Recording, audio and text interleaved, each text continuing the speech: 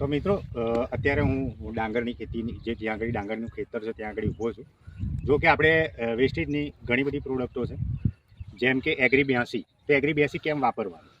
કારણ કે એ એક્ટિવેટર છે. જે પણ કોઈ ખાતર, પાણી, દવા વાપરશો તેનો પાવર વધારી દેશે.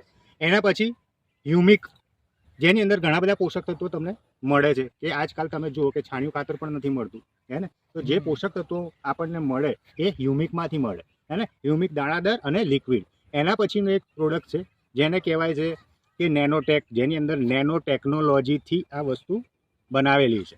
સો એની અંદર 16 થી 18 પોષક તત્વો જે છોડ અને જમીનને જરૂર હોય છે, તો એટલા બધા પોષક તત્વો એક સાથે એક જ વસ્તુની અંદર મળી જાય. સો એટલા માટે નેનોટેકનો ઉપયોગ કરવામાં આવે છે. અને આના પછી તમને કહું કે પ્રોટેક્ટ, તો ઘણા બધા લોકો પ્રોટેક્ટનું વાપરતા નથી. હવે તમે શું કે પ્રોટેક્ટ ક્યારે વાપરવી જોઈએ?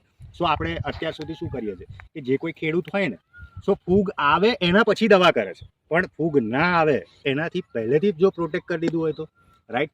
સો આપણી જોડે બધી જ વસ્તુઓ છે જેને શરૂઆતથી, જ્યારથી દરુની શરૂઆત કરતા હોય, એને સોઇલ ટ્રીટમેન્ટ કરતા હોય ત્યાંથી લઈ અને છેક સુધી સતત આ વસ્તુનો વપરાશ કરતા હોય ને, તો રિઝલ્ટ 100% મળવાનું જ છે.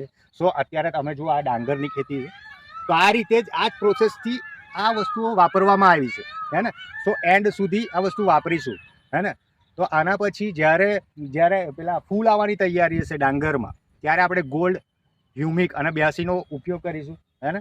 એ પણ દાણાની સાઇઝ, કલર જબરજસ્ત પકડાશે, રાઈટ. સો એના લીધે થઈને ગ્રોથ મળશે. સો પદ્ધતિસર જો આ બધી જ પ્રોડક્ટ વાપરવામાં આવશે તો 110% રિઝલ્ટ મળવાનું છે, રાઈટ. સો મળીએ આવા વિડીયો લઈને ફરીવાર આપણે મળતા રહીશું. સો ધન્યવાદ.